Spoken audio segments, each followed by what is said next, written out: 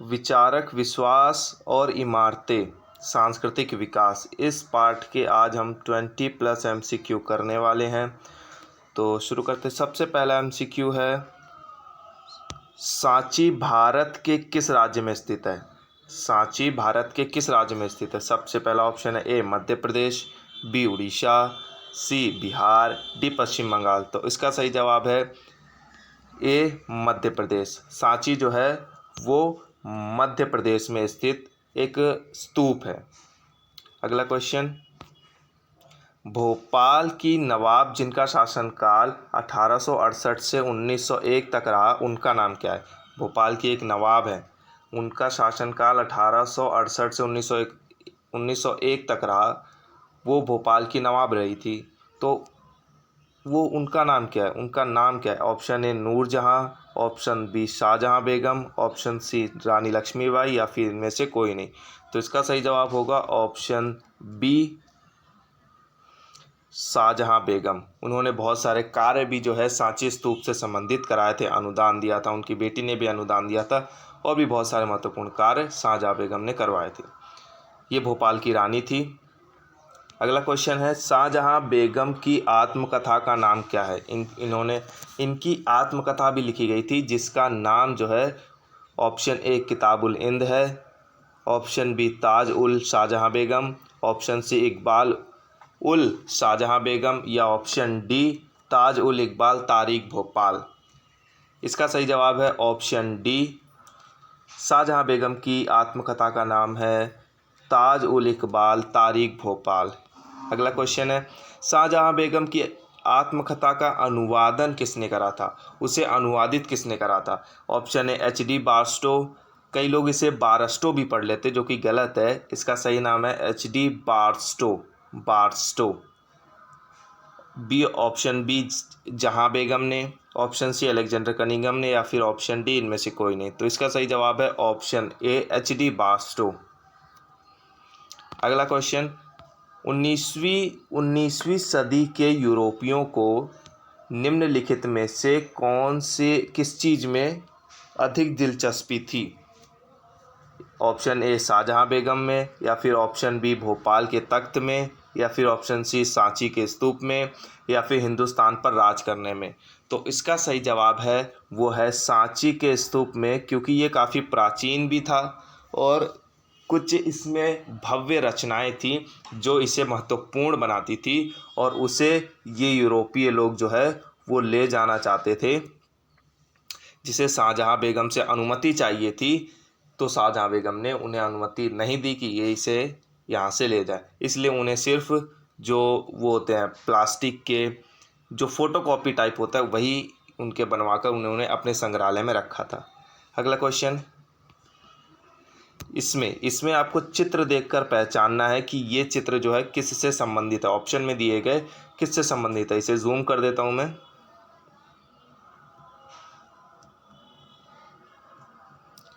जी, तो यह चित्र किससे संबंधित है? ऑप्शन ए सांची का स्तूप, ऑप्शन बी तोरण द्वार, ऑप्शन सी शाहजहाँ बेगम या शाहजहाँ बेगम का महल, या फिर अतिथिशाला। तो इसका सही जवाब है वह है सांची का स्तूप। ये जो है वो सांची का स्तूप है। ठीक है, अगला क्वेश्चन,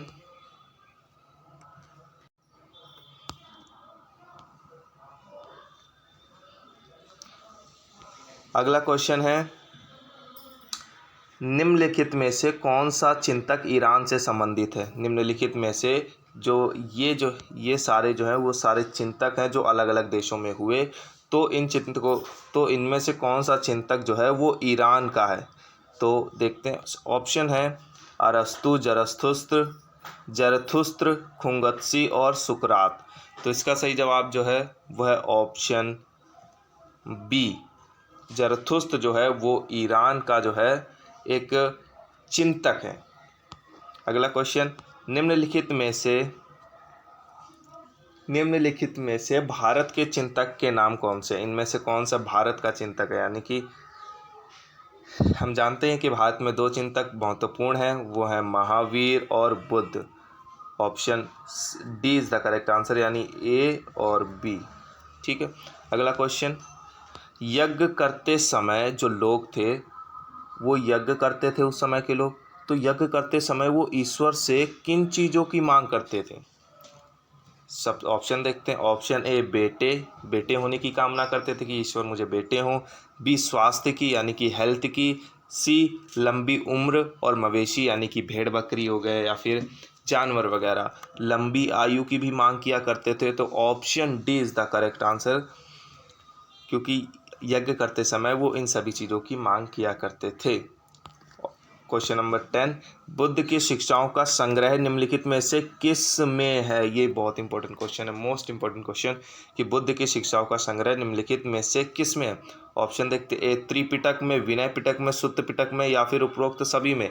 तो ऑप्शन ए जो है वो सही हो जाएगा, क्योंकि त्रिपिटक में बुद्ध की शिक्षाओं का संकलन है। बुद्ध और जो विनय पिटक और सुत्त पिटक और अभिधम्म पिटक, अभिधम्म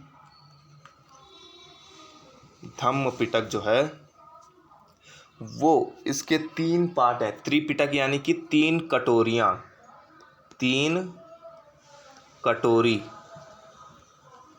त्रिपिटक का मतलब होता है 3 कटोरी, ठीक है, इसीलिए इसे त्रिपिटक कहा जाता है। और वो 3 कटोरियाँ कौन सी थी? सबसे पहला विनय पिटक और सुत्त पिटक और एक था अभिधम्म पिटक।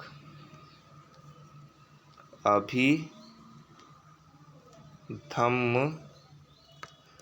पिटक, ठीक है, अभिधम्म पिटक, ठीक है। अगला क्वेश्चन, तो बुद्ध की शिक्षाओं का संकलन जो है वो त्रिपिटक में है। अगला क्वेश्चन 11वां है कि बौद्ध मठों में रहने वाले लोगों के लिए नियमों का संग्रह निम्नलिखित में से किस पिटक में है? निम्नलिखित में से किस पिटक में है? यानी कि जो बौद्ध मठों में रहते थे, जिन्होंने बौद्ध धर्म अपना लिया, अब वो दुनिया की जो मोह माया है और धन या फिर जितनी भी विलासिता की चीज़ें उन सबको त्याग दिया, ठीक है, ये सब यानी कि बुद्ध धर्म को मानने वाले लोगों को किस तरह से जीवन यापन करना है, वह नियम जो है वो किस पिटक में है? ऑप्शन देखते हैं, सुत्त पिटक, विनय पिटक, अभिधम्म पिटक या उपरोक्त में से कोई नहीं। तो option B is the correct answer, क्योंकि विनय पिटक में जो है वो बौद्ध मठों में रहने वाले लोगों के लिए नियमों का संग्रह है विनय पिटक में। अगला क्वेश्चन है, जैन धर्म के 23वें शिक्षक कौन से हैं? जैन धर्म के 23वें शिक्षक कौन से हैं?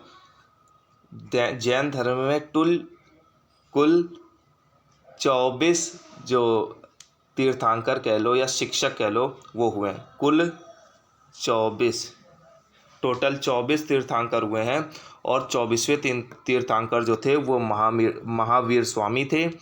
और लेकिन यहाँ पूछा है 23वें शिक्षक कौन थे? तो 23वें शिक्षक जो थे वो पार्श्वनाथ थे, ठीक है। Option A is the correct answer. अगला क्वेश्चन है, वे पुरुष और महिलाएं जो जीवन की नदी के पार पहुंच जाते हैं उन्हें क्या कहते हैं? बुक में एक लाइन दी हुई है ऐसी ही कि वे पुरुष और महिलाएं जो जीवन की नदी के पार पहुंच जाते हैं उन्हें क्या कहा जाता है? तो ऑप्शन देखते हैं। ऑप्शन है तीर्थंकर, थेरी, निर्वाण या फिर उपरोक्त सभी। तो ऑप्शन ए जो है वो करेक्ट हो जाएगा। तीर्थंकर ही होते हैं जो वे महिलाएं एवं पुरुष हैं जो जीवन की नदी के पार पहुंच जाते हैं। अगला क्वेश्चन है, जैन धर्म की महत्वपूर्ण अवधारणा कौन कौन सी है? निम्नलिखित में से जैन धर्म की महत्वपूर्ण अवधारणाएं कौन सी है? ऑप्शन ए, संपूर्ण विश्व प्राणवान है। जीवों के प्रति अहिंसा यानी कि हिंसा नहीं करनी है। सी, मुक्ति के लिए विहारों में निवास करना यानी कि जीवन की मोह माया विलासिता आदि वस्तुओं को त्याग कर जो है हमें एक सादा जीवन जीना है, ऐसा बुद्ध जैन धर्म की महत्वपूर्ण अवधारणाओं में शामिल है। तो इसका सही जवाब हो जाएगा उपरोक्त सभी, ठीक है, ऑप्शन डी। अगला क्वेश्चन, कौन से जैन साधु और साध्वी 5 कौन से व्रत करते हैं? 5 व्रत जो हैं वो जैन साधु और साध्वी करते हैं। वो कौन से व्रत हैं? हत्या ना करना, चोरी ना करना, झूठ ना बोलना, ब्रह्मचर्य या धन का संग्रह करना, या फिर उपरोक्त सभी। यहाँ पे व्रत करने का मतलब है कि कौन सी 5 बातों का पालन जो है वो ये करते हैं बुद्ध जैन धर्म को मानने वाले साधु और साध्वी। तो option D is the correct answer, क्योंकि हत्या न करना, चोरी न करना, झूठ न बोलना, ब्रह्मचर्य और धन संग्रह न करना ही जैन धर्म के 5 व्रत हैं। अगला क्वेश्चन, जैन धर्म में कितने तीर्थंकर हो चुके हैं? तीर्थंकर हो चुके हैं जैन धर्म में अभी तक 24 तीर्थंकर हो चुके हैं। B is the correct answer. Gautam Buddha के बचपन का नाम क्या है? Option A Siddhartha, B Gautam, C Buddha, या इनमें से कोई नहीं। तो इसका सही जवाब हो जाएगा ऑप्शन ए सिद्धार्थ। 28वां क्वेश्चन है, बुद्ध के किस प्रिय शिष्य ने उनसे अनुग्रह कर महिलाओं को संघ में शामिल करने की अनुमति प्राप्त की थी? यानी कि कुछ समय तक बुद्ध बौद्ध धर्म को अपनाने के लिए सिर्फ पुरुष ही वैलिड थे, यानी कि पुरुष ही जो है वो बुद्ध धर्म को अपना सकते थे। लेकिन आनंद एक प्रिय शिष्य है भगवान बुद्ध का, उन्होंने अनुग्रह करा, और उन्होंने अनुग्रह करा कि महिलाओं को भी जो है बुद्ध धर्म में शामिल होने की अनुमति दी जाए। तो वो कौन सा व्यक्ति था? तो आनंद जो था उन्होंने अनुग्रह करा था बुद्ध से। तो ऑप्शन ए सही हो जाएगा। 19वां क्वेश्चन, ऐसी महिलाएं जो निर्वाण होगा, निर्वाण टाइपिंग मिस्टेक है, निर्वाण का मतलब होता है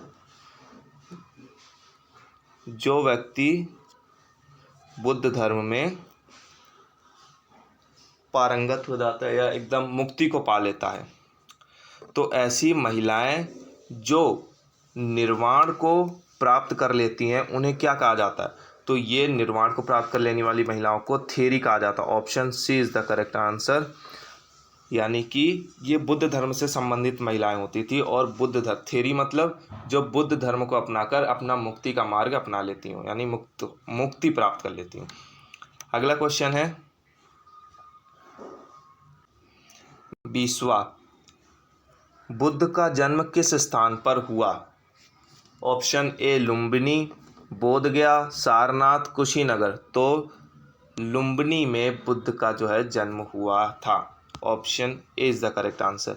और अगला क्वेश्चन है, बुद्ध ने ज्ञान को कहाँ प्राप्त करा? बुद्ध ने ज्ञान को कहाँ प्राप्त करा? यानी बुद्ध ने जहाँ ज्ञान प्राप्त करा था वो निम्नलिखित में से कौन सा स्थान है? बोधगया, लुम्बिनी, सारनाथ, कुशीनगर।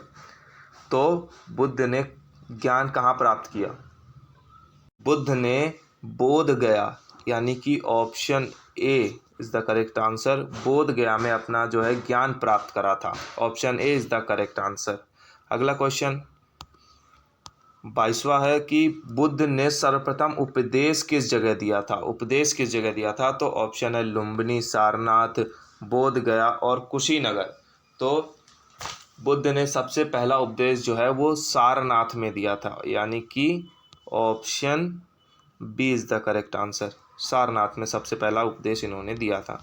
अगला क्वेश्चन है 23वां, बुद्ध ने निर्वाण प्राप्त किस जगह किया? यानी कि बुद्ध ने निर्वाण कहाँ प्राप्त किया था? कुशीनगर में उन्होंने निर्वाण जो है वो प्राप्त करा था। अगला क्वेश्चन, बस आज के लिए बस इतना ही, मिलते हैं अगली वीडियो में।